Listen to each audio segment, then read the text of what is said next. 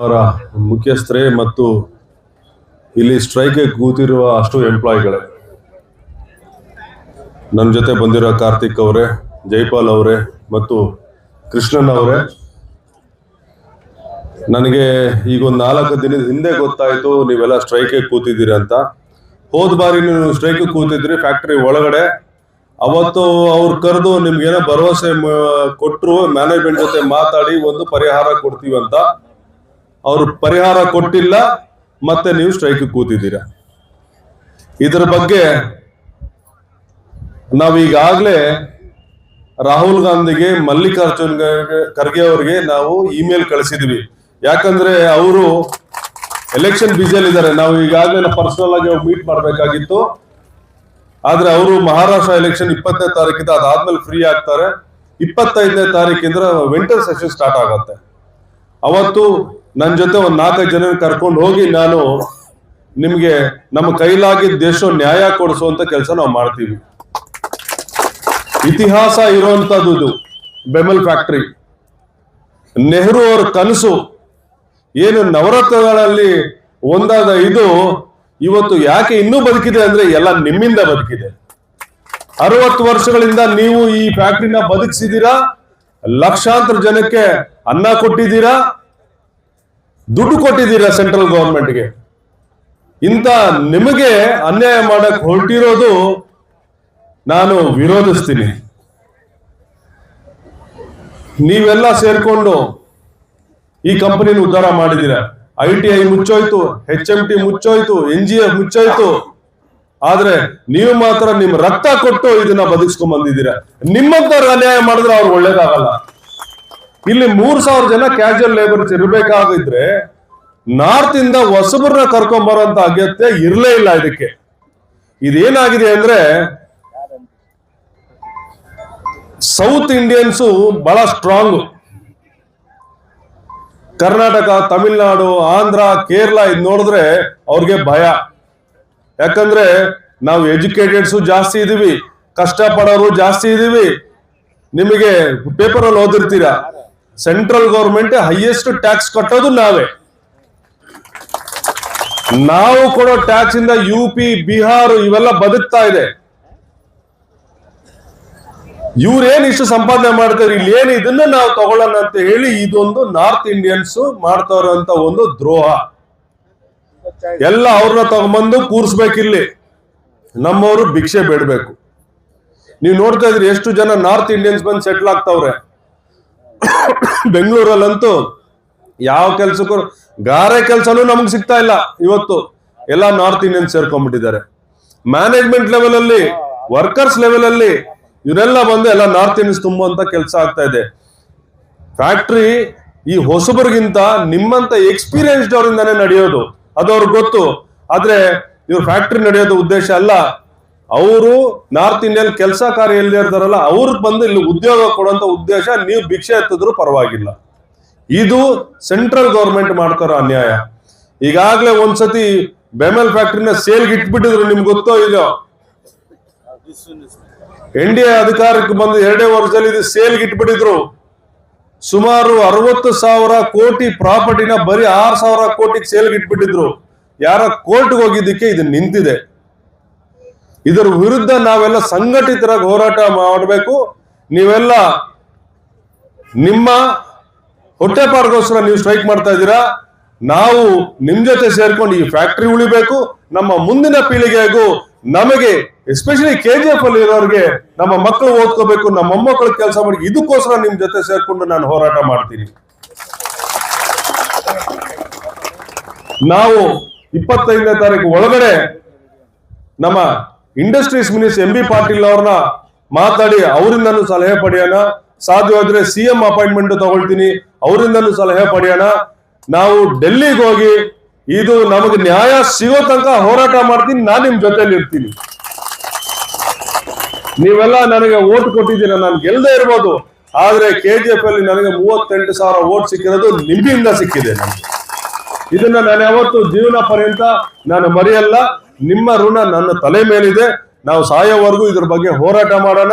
ನಿಮ್ಗೆ ನ್ಯಾಯ ಕೊಡಿಸೋ ತನಕ ನಾವಂತೂ ನಿದ್ದೆ ಹೋಗಲ್ಲ ಅಂತ ನಾನು ನಿಮ್ಗೆ ಭರವಸೆ ಕೊಡ್ತಾ ಇದ್ದೀನಿ, ನಿಮ್ ಜೊತೆಗೆ ಇರ್ತೀನಿ. ಡೆಲ್ಲಿಗೆ ಹೋಗೋಣ, ನಾವು ಇದಕ್ಕೆ ನ್ಯಾಯ ಒಂದು ಕೊಡಿಸೋ ತನಕ ನಾವು ನಿಮ್ಮ ಜೊತೆ ನಿಮ್ಗೆ ಏನ್ ಅನುಕೂಲ ಬೇಕೋ ಹೇಳಿ, ನಮ್ ಜೊತೆ ಇರ್ತೀನಿ ಅಂತ ಹೇಳಿ ನಾನು ನನ್ನ ಮಾತು ಮುಗಿಸ್ತಾ ಇದ್ದೀನಿ.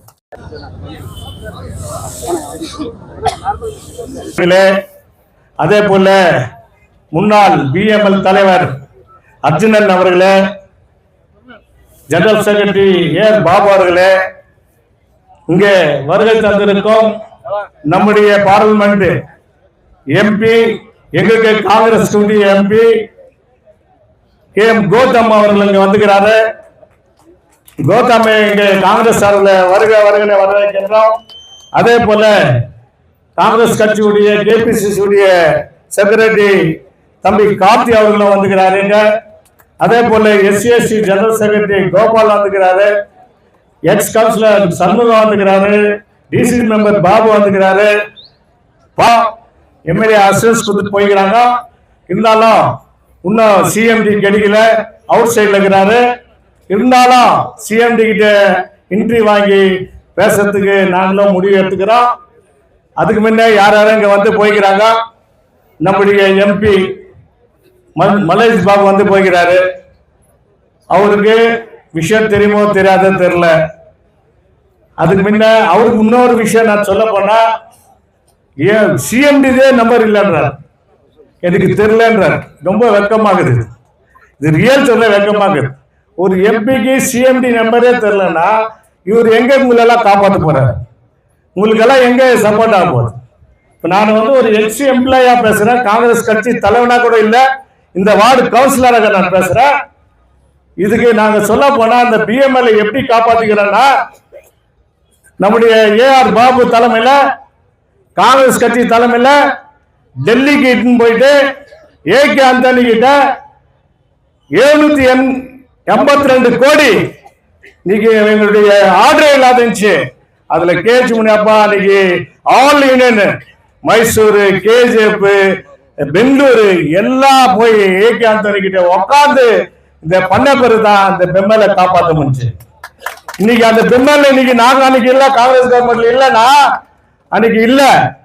10 வருஷம் இன்னைக்கு பிஜேபி கவர்மெண்ட் நடந்திருக்குது. 2011 நாங்க போனோம், ஆனா இன்னைக்கு 10 வருஷமா கவர்மெண்ட் நடந்திருக்குது. BJML மூணு இருந்தது வாஜ்பாய் கவர்மெண்ட் 2001. இன்னைக்கு அதே போல 10 வருஷம் இன்னைக்கு கவர்மெண்ட் நடத்தினுக்கிற ஏகப்பட்ட தொழிலாளிகள் இங்க வாழ்ந்துருக்கிறாங்க. 10,000 அடி உள்ள போயிட்டு தங்கத்தை எடுத்து கொடுத்தது தான் நம்ம தங்கவேல் தமிழர்கள் மக்கள். அது யாரும் மறக்க கூடாது.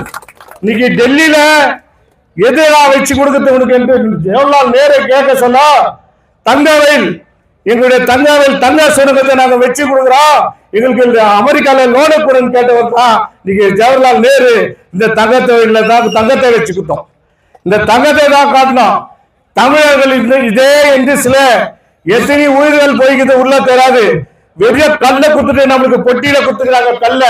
நம்ம தமிழர்கள் வாழ்ந்த இடத்துல அதே போல பெம்மல்ல கொஞ்சம் கொஞ்சமா யார் இது ஐசிட்டு வந்திருக்குன்னா பிஜேபி கவர்மெண்ட். ஏன் உங்களுக்கு இதெல்லாம் சிம்பிள் மேட்ரு. இன்னைக்கு கோடி கணக்குல லூட்டியா செஞ்சாங்க பிஜேபி கவர்மெண்ட். ஏன் இதுக்கு முன்ன செய்யல? ரைட், அதுக்கு முன்ன MP முன்சாமி இருந்தாரு, அவரு என்ன பண்ணாரு? 5 வருஷத்துல BJML வந்து க்ளோஸ் ஆயிடுச்சு. ரெண்டாவது BML வந்து கொஞ்சம் கொஞ்சமா படியாடுங்க. 1000 பேர் கூட இல்லை இன்னைக்கு எம்ப்ளாயிஸ். 1800 பேர் தான் இருக்கிறாங்க எம்ப்ளாயிஸ். நீங்க இல்லைன்னா இந்த BML இல்ல, இந்த டீசல் தொழிலாளிகள் இல்லைன்னா BML இல்ல. சகோதரர் சொன்னாரு, கேன்டீனுக்கு இன்னைக்கு போனா சோறு போனா இன்னைக்கு டீசலுடைய நண்பர்கள் தான். அதே போல ஹவுஸ் கீப்பிங் போறாங்கன்னா இந்த ஹவுஸ் கீப்பிங் டீசலுடைய ஜனங்க தான் இன்னைக்கு வந்து கிளீன் பண்ணிக்கிறது. அவங்க எல்லாம் இல்லைன்னா அவங்களுக்கு ஒரு கேட்கறதுக்கு கோரிக்கை, ஒரு BML நண்பர்கள் 2 பேர் கண்ணி போல கான்ட்ராக்ட்காரும் மேனேஜ்மெண்ட்டும். ஏன் பேச முடியாதா? பேசுறதுக்கு முடியாத அவங்களால. உங்களுக்கு யோகித்து இல்லையா? CMD யாரு? நார்த்துக்கார். நார்த்ல இருந்து வந்துருக்கு. KGF பத்தினா தெரியும். இங்க இருக்கிற MP சொல்லணும், இங்க இருக்கிற வந்துக்கிற MP சொல்லணும், இல்ல தாய்மார்கள் சொன்னா அவங்க சொல்றதா கேட்கணும்.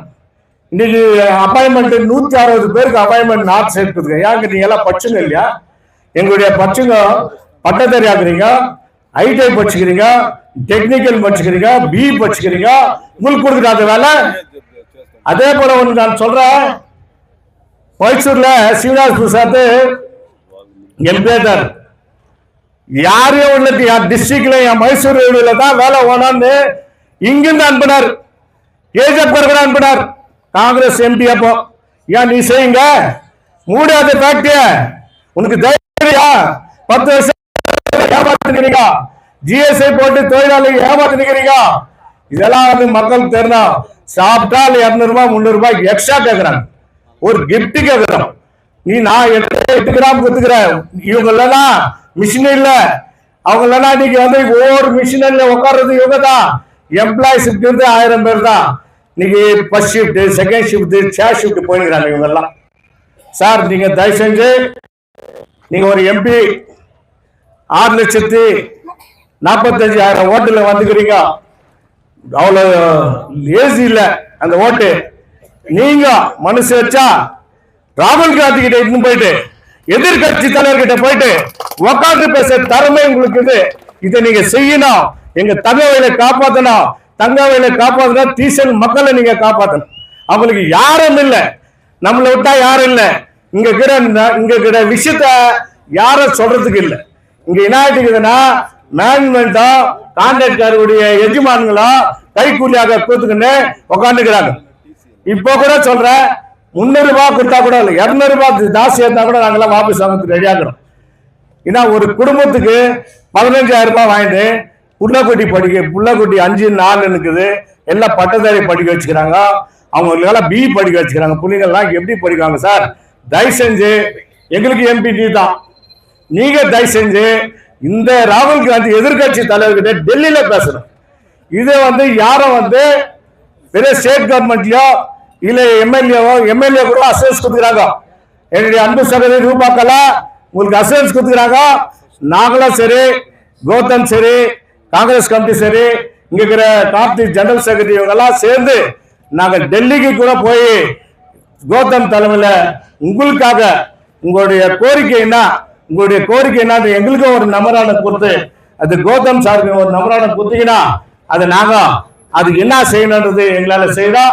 இப்ப கூட நேற்று கூட நம்முடைய அன்பு சகோதரி எம்எல்ஏ உங்களுக்கெல்லாம் சாப்பாடு உதவி பண்ணிக்கிறாங்க. இருந்தாலும் நிறைய பேர் எங்களால முடிஞ்சது செய்திருக்கிறோம். உங்களுக்கு சாப்பாடு கொடுக்கறது, தண்ணி கொடுக்கறது மட்டும் போகாது, சம்பளத்தை உயர்த்தணும், உங்களுடைய கோரிக்கையை உயர்த்தணும். உங்களுடைய இது வந்து டிமாண்டினா கிஃப்ட் கொடுக்கணும், இதெல்லாம் இருக்குது. அந்த டிமாண்ட் என்ன ஓட உங்களுக்கு சொன்னீங்கன்னா இவர் தலைமையில நம்ம செய்யலாம். ஆனா இன்னைக்கு வந்து பிஜேபி கவர்மெண்ட் 10 வருஷமா இருக்குது. இன்னைக்கு படிப்படியா எல்லா சென்ட்ரல் கவர்மெண்ட்டும் க்ளோஸ் பண்ண வராங்க. அது உங்களுக்கு எல்லாம் தெரியும். இன்னைக்கு ரயில்வே டிபார்ட்மெண்ட் பாதி இன்னைக்கு பிரைவேட் போயிடுச்சு, எல்ஐசி போயிடுச்சு, HL போயிடுச்சு, HMT போயிடுச்சு, HL கூட பாதி போயிடுது. இன்னைக்கு பெம்மால் இருக்குது ஒன்னே ஒன்று. இந்த ஒண்ணு நம்ம போயிட்டா தகவலுக்கு எதுவுமே இல்லை. அதனால தயவு செஞ்சு உங்களுடைய கோரிக்கை உங்களுக்கு ஆறுதலாக, நான் ஒரு எக்ஸாம்பிளா இருந்ததுனால நீங்க சொன்னா சாவர முட்டம் ஒரு பச்சை தண்ணி குடிக்காத நான் இங்க உட்கார்றதுக்கு ரெடி. மற்ற எல்லா தலைவரும் வரணும், எல்லா தலைவரும் உட்காரணும், நாங்கெல்லாம் உட்கார்றதுக்கு ரெடி ஆகிறேன். ஏன்னா ஒரு எம்ப்ளாயுடைய வேதனை எனக்கு தான் தெரியும், எம்ப்ளாயுடைய கஷ்டம் என்னன்னு எனக்கு தான் தெரியும். அந்த வேதனையை நான் கூறி எனக்கு இங்க வாய்ப்பு